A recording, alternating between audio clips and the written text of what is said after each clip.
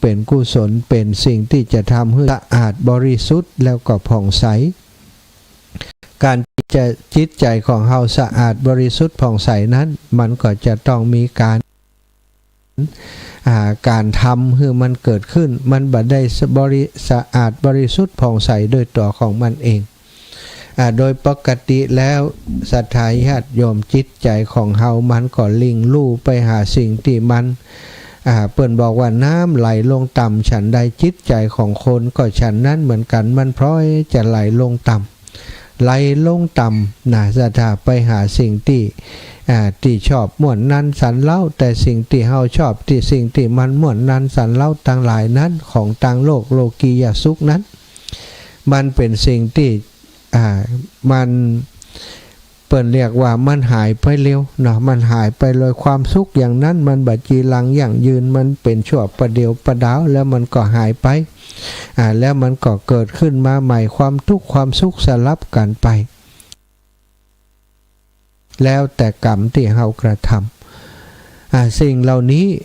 มันเป็นสิ่งที่เฮาจะต้องพิจารณาคือหันว่าถ้าเฮาปล่อยจิตใจให้มันหลิงลู่ไปตามกิเล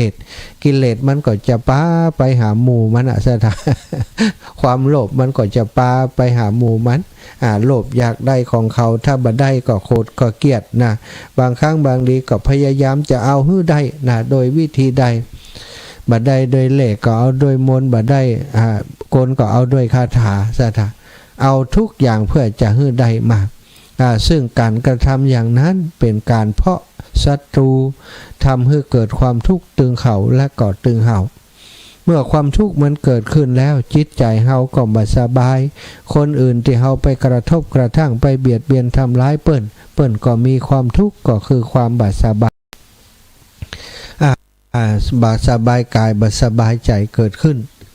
ศรัทธาญาติโยมทั้งหลายการที่เฮาเกิดมาบนโลกใบนี้เฮาเกิดมาเพื่อหยังเกิดมาเพื่อจะสร้างสิ่งที่ดีงามให้กับโลกเฮาสร้างเพื่ออะไรหยังก็สร้างเพื่อจะให้สิ่งนั้นมันกลับย้อนลอยถอยหลังมาปกปักรักษากายเป็นบุญเป็นกุศลที่จะหอบตุมเปล่าเฮาสู่ปรโลกไปหน้าการปฏิบัติตามพระพุทธศาสนาพระพุทธเจ้าทรงให้ลักการไว้ง่ายๆศรัทธาบ่มีอะหยังที่ซับซ้อนอยากได้ความดีก็ต้องทำบุญมีอย่างพ่องบุญกิริยาวัตถุมีอยู่10ประการหนึ่งในนั้นศรัทธาก็มีทานศีลการกล่าวคำสัตย์การอ่อนน้อมถ่อมตนการขวนขวายในบุญในกุศล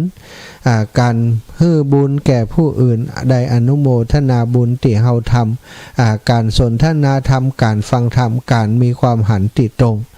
สิ่งเหล่านี้เป็นทางเป็นบ่อเกิดแห่งบุญแห่งกุศลถ้าเฮาเกิดมาแล้วเฮาบ่สนใจบุญกิริยาวัตถุการกระทำวัตถุที่เป็นที่ตั้งหรือว่าเป็นการกระทำเพื่อให้เกิดบุญกุศลบุญนั้นกุศลนั้นมันก็จะบ่เกิดขึ้นกับเฮามันบ่ได้เกิดขึ้นเดียวใดโดยบ่มีเหตุบ่มีผลซะนะเหมือนกับเฮาบ่ได้ปลูกข้าวเฮาบ่ได้ทำนาแต่เฮาปรารถนาที่จะได้ข้าวมากินมาบริโภคศรัทธาพ่ออีแม่ทั้งหลายความปรารถนาอย่างนั้นปรารถนาอยากได้ข้าวแต่บ่ทำนาศรัทธาว่าเป็นความปรารถนาอย่างใดเป็นความปรารถนาที่ถูกต้องก็เป็นความปรารถนาที่เป็นไปได้ก็มันก็ตอบตัวของมันชัดเจนว่าเป็นไปบ่ได้แน่นอนเฮาบ่ทำนาใหญ่เล่าเฮาจะได้เข้าก็บ่เกิดขึ้นกับเฮาแน่นอนเฮาต้องการความดีแต่เฮาบ่สร้างเฮาบ่เดินได้บนหนทางแห่งความดีเลยเฮาต้องการบุญต้องการกุศลแต่เฮาเป็นคนที่บ่สนใจในการก่อร่างสร้างตัวในแนวทางที่ดี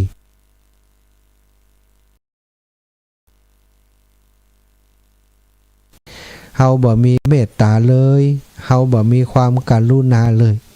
เฮาบ่มีจิตใจที่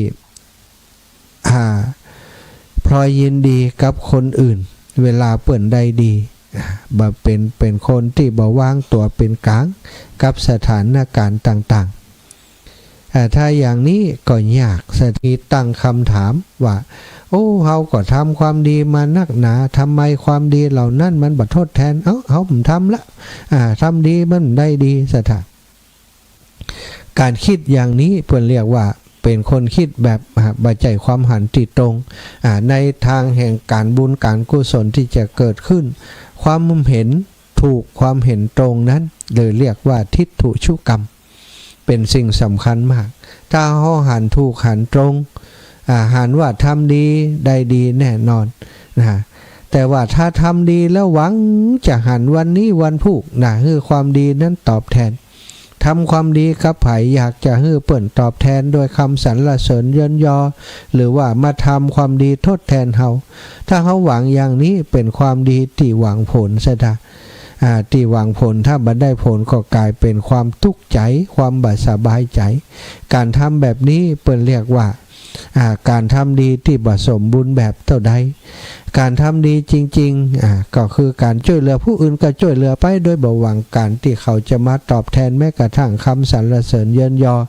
หรือว่าภัยจะหันก็ตามบ่หันก็ตามบ่ได้สนใจเนี่ยสถานอย่างนี้เรียกว่าทำดีแล้วได้บุญเต็มได้บุญจริงๆได้ความดีจริงๆแต่หลายคนเนาะแม้กระทั่งชาวพุทธพี่น้องที่นุ่งขาวห่มขาวแม้กระทั่งพระสงฆ์องค์สังฆเจ้าตนปฏิบัติ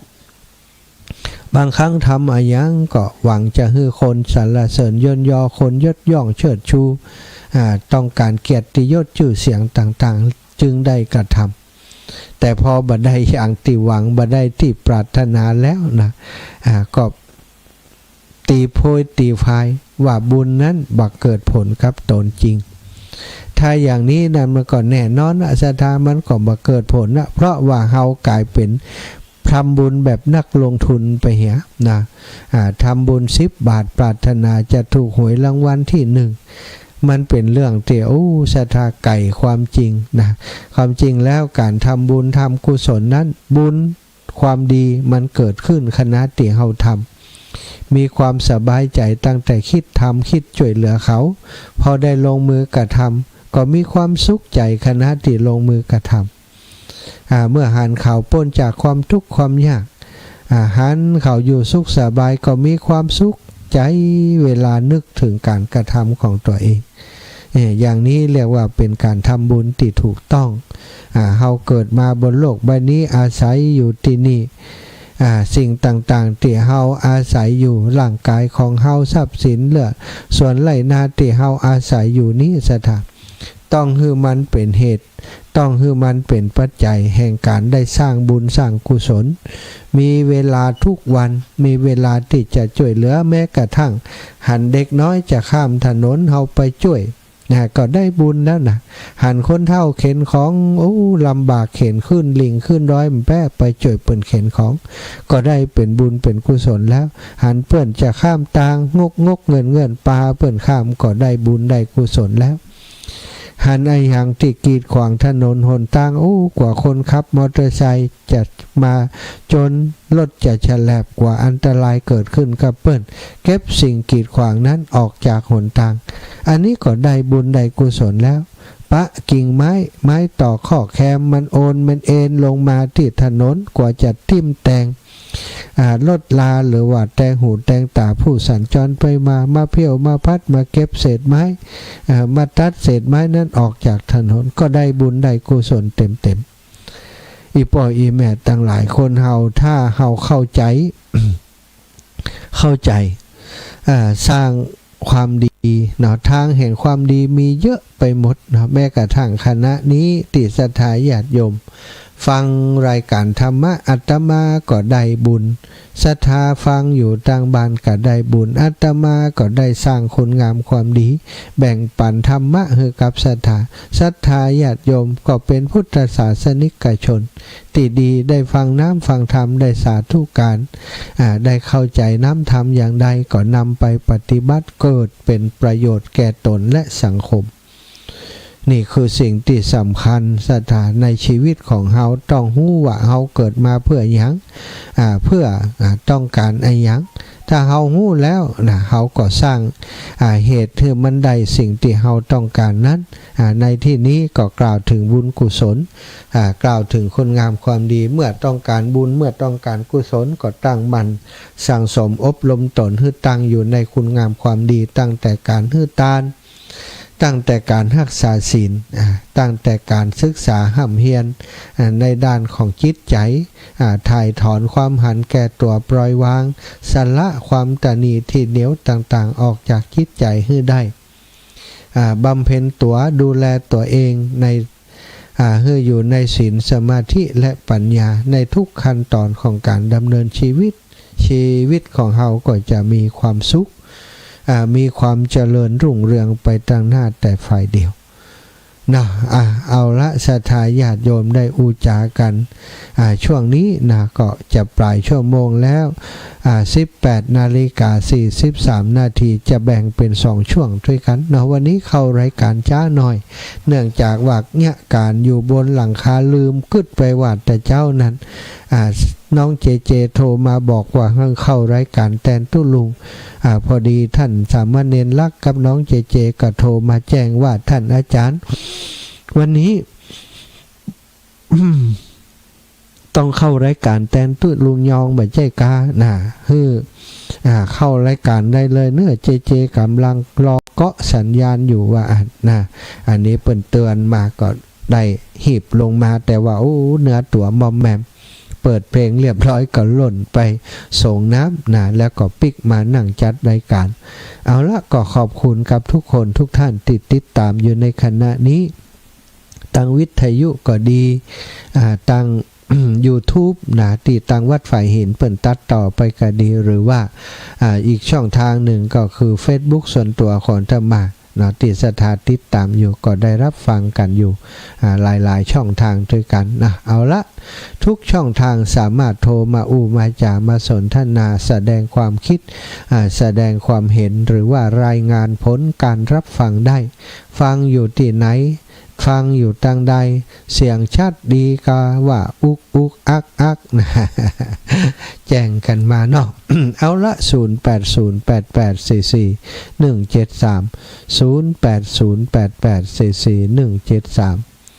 0808844173น้องสมจิตอินทรวิจิตเช็คหน่อยนะวันพรุ่งนี้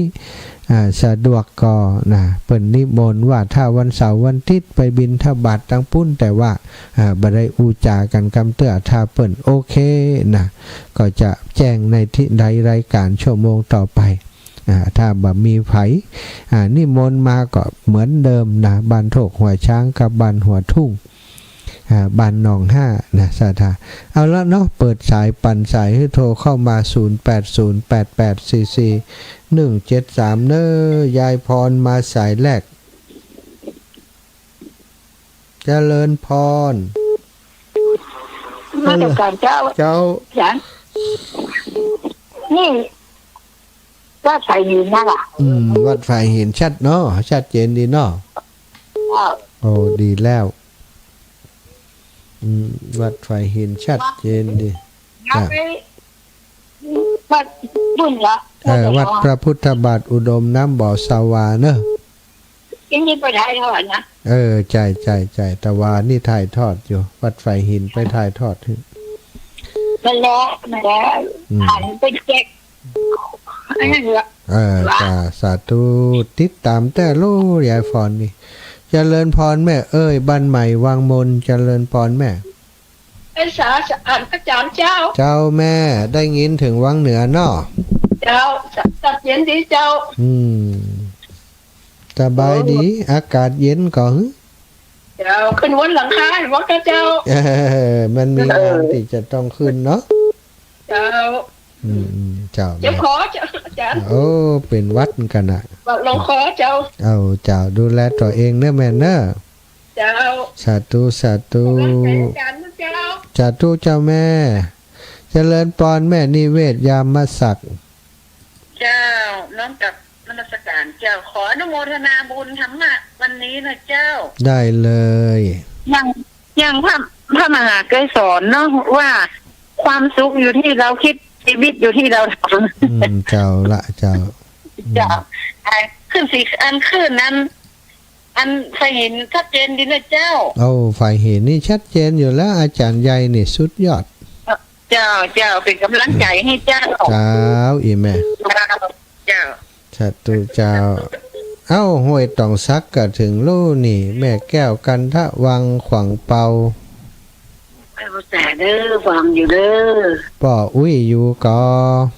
อยู่แปอยู่นี่ละ ย่างยิ้มอยู่หันกากินข้าวแรงแล้วกา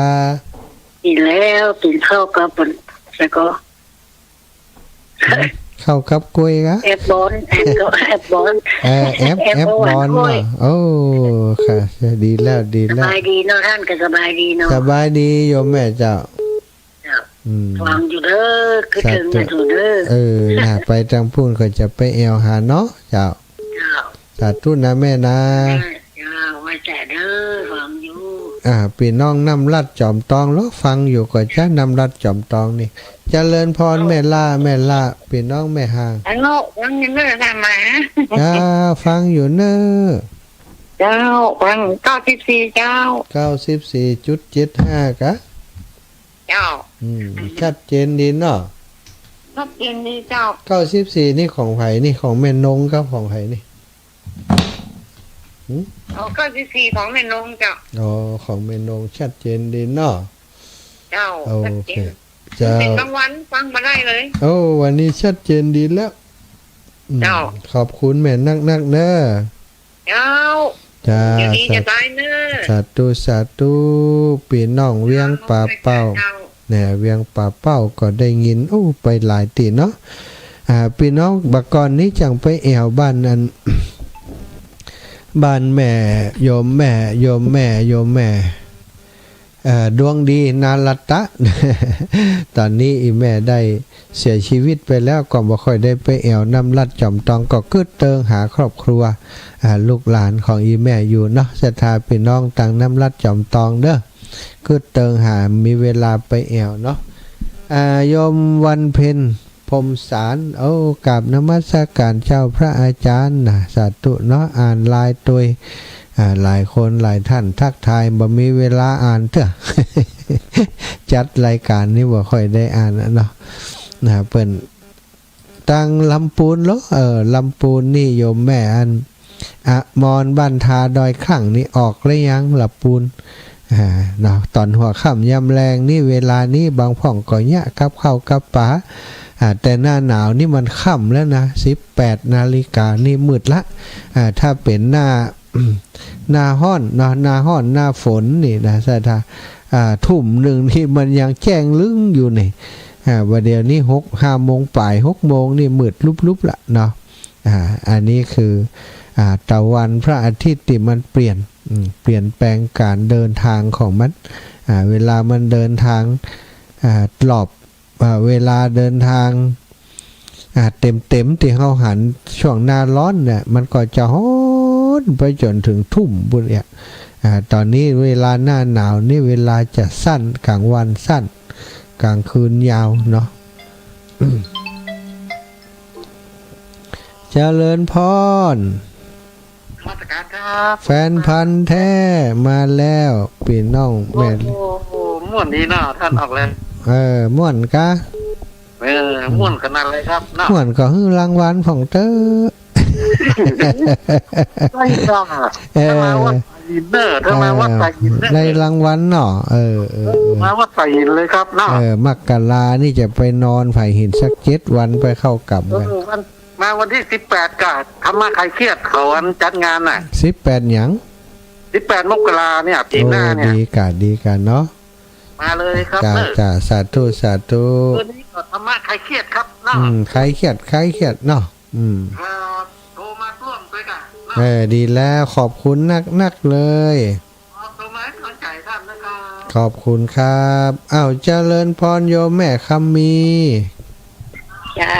พระนมัสการเจ้าพระอาจารย์ เจ้าอีแม่อันเดี๋ยวก็ปฏิทินกระเบียงเนี่ย2 แผ่นเลยกระเบียงแม่คำมีกาจุมกระเบื้อง2 แผ่นแล้วแม่บุญเกียรติ2 แผ่นเลยแม่คำมี2 แผ่นแม่บุญเกียรติ2 แผ่นเนาะเจ้าแม่คำมีแม่บุญเกียรติคนละ2 แผ่น สาธุนะแม่ จ้าสาธุสาธุ บุญรักษาอีแม่เด้อเจริญพรเอามาขวางเปามาแล้ว แม่ล่าอ่อนอุ่นใจ แม่ฟังดีเด้อแม่อาบน้ำออกมาเดี๋ยวนี้ โอ้โห ปอฮอปอหนาวม่วน สบายละเนาะ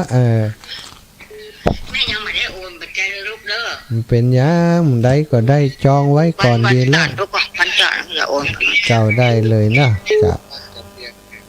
จ้ะสาธุอีแม่นะบุญขอบคุณนะ มาแล้วเจ๊ มุงนี่แล้วละเดี๋ยวกับไหลใส่แป้นน้ำย่อยอย่างลงมาก็เนี้ยตั้ง ไป บุญ จำเด้อจะไปอันอยู่กับไก่ขอเป็นคนอื่นเนี้ย เจ้าเจ้า เนี่ย เจ้า เป็นน้องคอตีนคอมือน่ะ เจ้าเจ้าเจ้า หายดีแล้วหนอแห้งดีแล้ว แห้งดีแล้ววันที่เก่านี่ก็จะไปถอดใหม่ละเจ้าสาธุนะแม่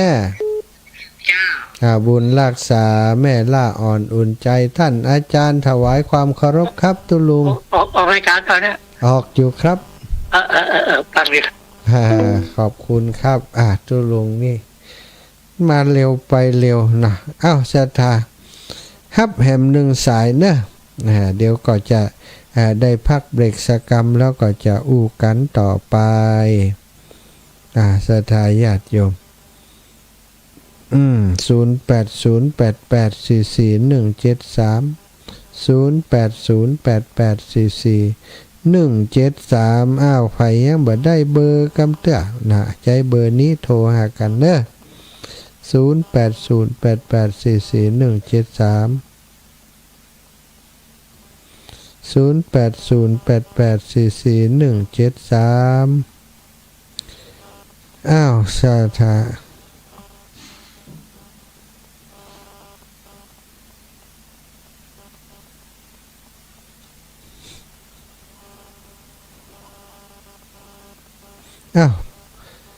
เวลานี้นะยัง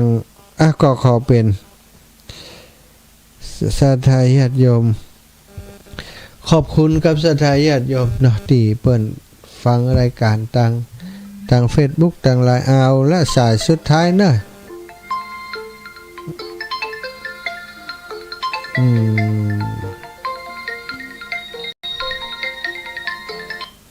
เจริญปอนเจ้าอาจารย์อันนี้อาจารย์สมศักดิ์เจ้า แม่นแล้วเจ้าอันนี้แม่เขามันมาดูมาเนอะเจ้านี่จะมาด้วยจะเลื้งนะโอ้เจ้าน่าเจ้าไม่เปลี่ยนเจ้าแล้วต้องได้ไปไหนในเจ้าเนี่ยนั่นกะเจ้าแล้วก็เดี๋ยวเจ้าจะหอมกับเบี้ยงร้อยเจ้าหนึ่งกับเบื้องเดี๋ยวจดชื่อก่อนอีแม่เจ้าแล้วก็กาบให้กันน้ำร้อยเจ้าหนึ่งกับเบื้อง100แม่บอกชื่อตุ้มกำเขามาประตูมาเจ้านามสกุลตาวงแม่คำตาวงเจ้าแม่คำตาวงเจ้ากับไฟร้อยเจ้ากับเบื้องร้อยเนาะเจ้าสาธุนะแม่นะเจ้าขัดไว้แต่มันมีเปลี่ยนเจ้าเป็นยังอีแม่ถ้ามีเปลี่ยนก่อนเจ้าจะโอนไปเดี๋ยวนี้เจ้าเลยได้เลยอนุโมทนาเจ้าแม่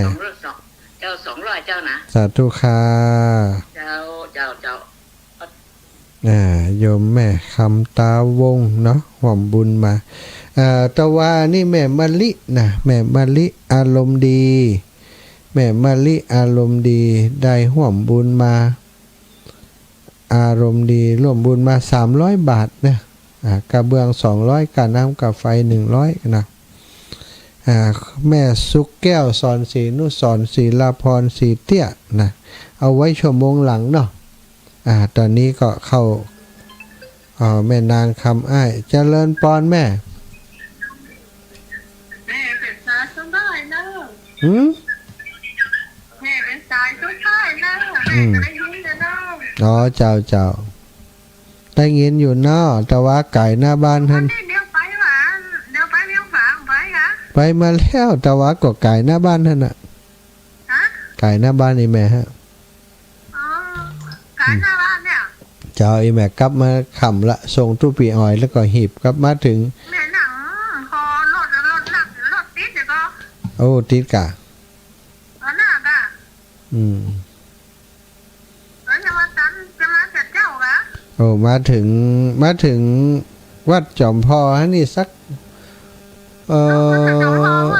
ไปถึงจอมพ่อไปส่งทุกปีอ้อยกับแม่ทุกปีอ้อยมาตัว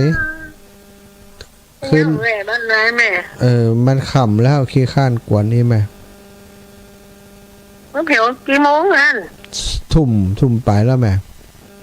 กายนี่นะจ้าขันรถติดกันเป็นหยาบมันติดที่ไหนโม่โอ้มันรถมันนี่มาตัวกันมาเป็นติดเตียงของจ้างแปลงใหม่นะมุ้งนะการหลังคามุ้งเรียบร้อยแล้วมุ้งเรียบร้อยอ่ะมุ้งเรียบร้อยเดี๋ยวนี้ก็ใส่แป้นน้ำย่อยปั้นลมอย่างลมพอเพิ่มรถก็เลยกระเบื้องตกแต่หัวเห็นเลยปอนละคือปอนดีนักสาธุบุญรักษาศรัทธาญาติโยมพักก่อนเนาะเดี๋ยวก็เจอกันชั่วโมงถัดไปแม่วันเพ็ญพรหมสารพระอาจารย์โยมหอมกับเบื้องหอมกับไฟเอาเลขบัญชีมากำเนิดเจ้าโยมจะร่วมบุญโดยเจ้านะโยมวันเพ็ญพรหมสารเดี๋ยวก็ติดต่อไปเนอะสาธุสาธุ0808844173พักก่อนแล้วตอนนี้นะเดี๋ยวก็ฟังเพลงรายการสัก